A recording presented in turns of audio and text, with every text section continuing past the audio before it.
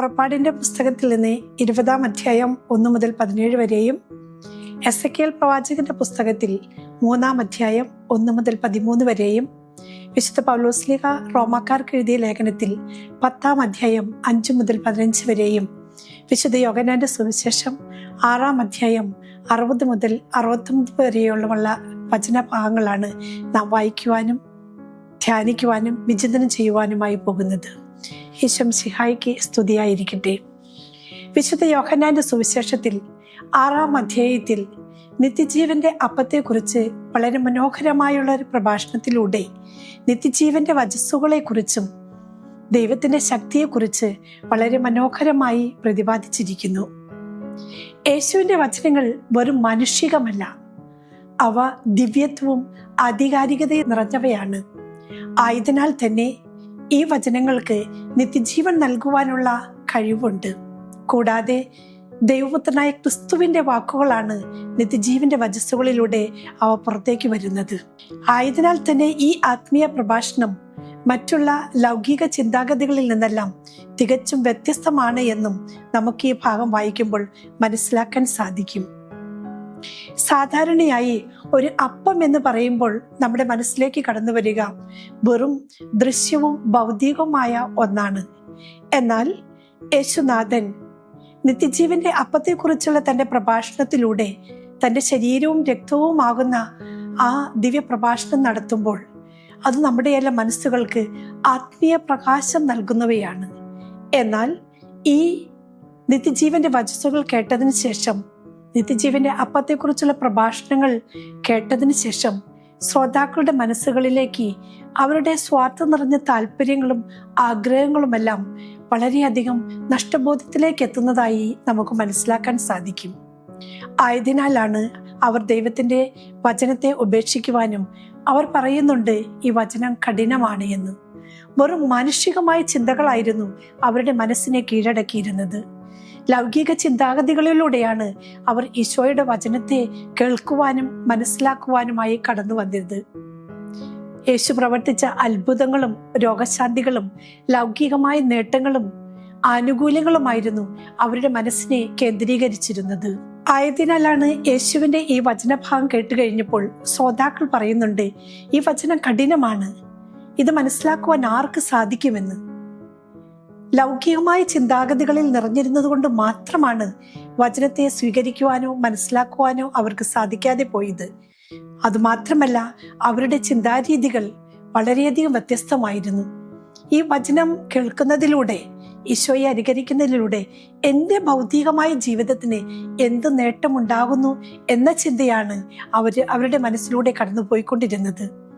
അതിനാലാണ് അവർ വചനത്തെ സ്വീകരിക്കാൻ സാധിക്കുന്നില്ല എന്ന് പറഞ്ഞ് അതിൻ്റെ അർത്ഥം തൻ്റെ പ്രായോഗികമായ ജീവിതത്തിലേക്ക്, തങ്ങളുടെ തന്നെ നിലപാടുകളിലേക്ക് വചനത്തെ സ്വീകരിക്കുവാനായി സാധിക്കുന്നില്ല എന്ന് അവർ പെറുപെറുക്കുകയും കുറ്റം പറയുകയും ചെയ്യുന്നത്. എന്നാൽ ഇവിടെ മനോഹരമായ ഒരു ചോദ്യം ചോദിക്കുന്ന ഒരു ഈശോയാണ് നമുക്ക് കാണുവാൻ സാധിക്കുന്നത്. ഈശോയുടെ വചനം കേട്ടിട്ട് അത് മനസ്സിലാകുന്നില്ല എന്ന് പറഞ്ഞ് പിന്തിരിഞ്ഞു പോയവരും വീണ്ടും തിരിച്ചു വന്നില്ല എന്ന് വചനത്തിലൂടെ പറയുന്നവർക്കും വ്യത്യസ്തമായ രീതിയിൽ അവിടെ ഈശോയുടെ വചനം കേൾക്കുവാനായി ഈശോയെ വിട്ടുപോകാതെ നിന്നിരുന്ന 12 പേരോടായി വളരെ മനോഹരമായ ഒരു ചോദ്യം ചോദിക്കുന്ന ഈശോയെ നമുക്ക് കാണുവാൻ സാധിക്കും. നിങ്ങളും പോകുവാൻ ആഗ്രഹിക്കുന്നുവോ? വളരെ മനോഹരമായ ലളിതവും ശാന്തവുമായ ഒരു ചോദ്യം. എന്നാൽ ആ ചോദ്യത്തിന് വളരെ ധീരതയോടുകൂടി, നിശ്ചയദാർഢ്യത്തോടുകൂടി പത്രോസിന്റെ ഒരു പ്രഖ്യാപനമുണ്ട്, പത്രോസിന്റെ ഒരു ഏറ്റുപറച്ചിലുണ്ട്. കർത്താവേ, ഞങ്ങൾ ആരുടെ പക്കലേക്ക് പോകും? നിത്യജീവന്റെ വചസ്സുകൾ നിന്റെ പക്കലുണ്ടല്ലോ. നീയാണ് ദൈവത്തിന്റെ പരിശുദ്ധനെന്ന് ഞങ്ങൾ വിശ്വസിക്കുകയും അറിയുകയും ചെയ്യുന്നു. എത്രയോ ധീരമായ ഉത്തരം. ഈ ഉത്തരം വിശ്വാസികളായ നമുക്കെല്ലാവർക്കും ഒരു വെല്ലുവിളിയാണ്. മറ്റുള്ളവരെല്ലാം നമ്മെ ഉപേക്ഷിച്ചു പോകുമ്പോഴും, നമ്മുടെ സൗകര്യങ്ങളും സാധ്യതകളുമെല്ലാം കുറഞ്ഞു പോകുമ്പോഴും, എന്നെ നോക്കി മറ്റുള്ളവർ പല ഉത്തരങ്ങളും ചോദ്യങ്ങളും കിട്ടുവാനായി ചോദിക്കുമ്പോഴും അവിടെയെല്ലാം നിശ്ചയദാർഢ്യത്തോടെ, ചങ്കൂറ്റത്തോടെ, പത്രോസിനെ പോലെ എനിക്ക് എൻ്റെ ഈശോയാണ് വലുത്, ഈശോയെ ഉപേക്ഷിച്ചുകൊണ്ട് ഞാൻ ആരുടെ പക്കലേക്ക് പോകുവാൻ സാധിക്കും എന്ന ഒരു വലിയ ചോദ്യം ചോദിക്കുവാൻ എനിക്കും നിങ്ങൾക്കും സാധിക്കുന്നുണ്ടോ? എന്തുകൊണ്ടാണ് പത്രോസിന് ഇപ്രകാരം ഒരു ഉത്തരം കൊടുക്കുവാൻ സാധിച്ചത്? വേറെ ഒന്നുമല്ല, പത്രോസിനെയും കൂട്ടരെയും ഭരിച്ചിരുന്നത് യേശു പ്രവർത്തിച്ച രോഗശാന്തികളോ, യേശു കാണിച്ച അത്ഭുതങ്ങളോ, ഭൗതികമായ നേട്ടങ്ങളോ ആനുകൂല്യങ്ങളോ ഒന്നുമായിരുന്നില്ല. മറിച്ച് നിത്യജീവന്റെ വാഗ്ദാനമായിരുന്നു അവരുടെ കേന്ദ്രം. ആ നിത്യജീവന്റെ വാഗ്ദാനം ക്രിസ്തുവാണ് എന്ന് ഏറ്റുപറയുന്നതിനുള്ള ചങ്കൂറ്റവും പത്രോസിനും കൂട്ടർക്കും ഉണ്ടായിരുന്നു. അതിനുശേഷം വളരെ മനോഹരമായിട്ടുള്ള ഒരു പ്രഖ്യാപനം ഈശോയുടെ ഭാഗത്ത് നിന്ന് നടത്തുന്നുണ്ട്. പിതാവിൽ നിന്ന് വരം ലഭിച്ചവർക്കല്ലാതെ ആർക്കും എൻ്റെ അടുക്കിലേക്ക് കടന്നു വരുവാൻ സാധിക്കുകയില്ല എന്ന്.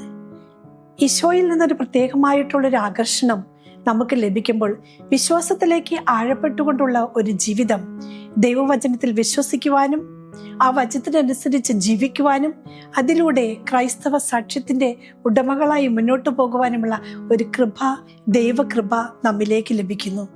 ആ കൃപയിലൂടെ മുന്നോട്ട് പോകുമ്പോൾ നമ്മുടെ ജീവിതം ദൈവഹിതത്തിന് അനുയോജ്യമായ രീതിയിൽ മുന്നോട്ട് പോകുന്നതായി നമുക്കും മറ്റുള്ളവർക്കും നമ്മുടെ കൂടെയുള്ളവർക്കും അനുഭവമായി തീരും. ആ കൃപയാണ് നമുക്ക് നേടിയെടുക്കേണ്ടത്. അതാണ് പത്രോസിനും കൂട്ടർക്കും ഈശോയോടൊപ്പം ജീവിച്ചപ്പോഴും ഈശോയെ കണ്ടപ്പോഴും നിത്യജീവന്റെ വാഗ്ദാനമായ ഈശോയെ സ്വന്തമാക്കുവാനുള്ള ധൈര്യവും ലഭിച്ചത്. ഈ വചനഭാഗത്തിന്റെ അവസാന ഭാഗത്തിലേക്ക് കടന്നു വരുമ്പോൾ 2 തരത്തിൽ ഈശോയോട് പ്രതികരിച്ചവരെ നമുക്ക് കാണുവാൻ സാധിക്കും. പ്രതികൂലമായിട്ടും അനുകൂലമായിട്ടും, അതായത് നിഷേധാത്മകമായിട്ടും ക്രിയാത്മകമായിട്ടും വചനത്തോട് പ്രതികരിക്കുന്നവർ. ആദ്യത്തെ കൂട്ടരാണ് നിഷേധാത്മകമായിട്ട് പ്രതികരിച്ചവർ. അവർക്കാണ് വചനത്തെ മനസ്സിലാക്കുവാനോ സ്വീകരിക്കുവാനോ അംഗീകരിക്കുവാനോ സാധിക്കാതെ പോയത്. കാരണം അവരുടെ ചിന്തകൾ വെറും മാനുഷികമായിരുന്നു. വെറും ലൗകിക ചിന്താഗതികളിൽ മാത്രമായിരുന്നു അവർ ശ്രദ്ധ കേന്ദ്രീകരിച്ചിരുന്നത്. എന്നാൽ രണ്ടാമത്തെ കൂട്ടരായ ക്രിയാത്മകമായി പ്രതികരിച്ചവരായ നമ്മുടെ പത്രോസും കൂട്ടരും, ദൈവാത്മാവിനാൽ നയിക്കപ്പെടുന്നവർ, ദൈവത്തിന്റെ സ്നേഹം ആവോളം അനുഭവിച്ചറിയുന്നവർ, ദൈവത്തെ സ്വന്തമാക്കി തീർക്കുവാനായി ജീവിതത്തിൽ ഓരോ നിമിഷവും ആഗ്രഹിച്ചുകൊണ്ട് മുന്നോട്ട് പോകുന്നവർ. അവർക്ക് മറ്റൊന്നുമായിരുന്നില്ല അവരുടെ ലക്ഷ്യം. നിത്യജീവന്റെ വാഗ്ദാനം മാത്രമായിരുന്നു അവരുടെ ലക്ഷ്യം. അതുകൊണ്ട് വചനത്തെ ക്രിയാത്മകമായി സ്വീകരിക്കുവാനും അതിനോടൊരു പോസിറ്റീവായിട്ടുള്ള മനോഭാവം ഉണ്ടാക്കിയെടുക്കുവാനും അത് ഏറ്റുപറയുവാനും ധൈര്യസമേതം മുന്നോട്ട് പോകുവാനും ആ വചനം അവരെ ശക്തിപ്പെടുത്തി.